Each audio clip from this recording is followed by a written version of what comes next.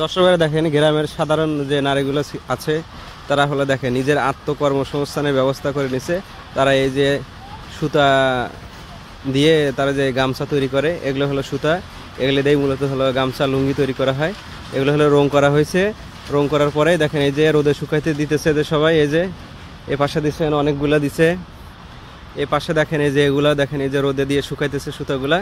এই সুতাগুলা আবার একটা মানে ববিনে উঠাইবে, বড় একটা মেশিন বলে, ওই মেশিনের ভিতর উঠায় সুন্দর করে প্রসেসিং করে তাঁত বা পাল্লমে মানে লুঙ্গি তৈরি করার জন্য ব্যবহার করা হবে। দেখেন কত সুন্দরভাবে যে সারিবদ্ধভাবে সুতোগুলোই দেখেন শুকাইতে দিচ্ছে রোদে।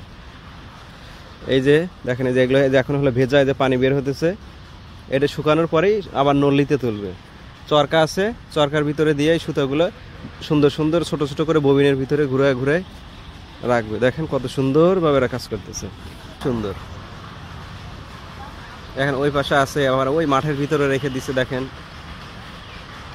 এ পাশে এই যে আস্তে আস্তে ছড়াই দিতেছে।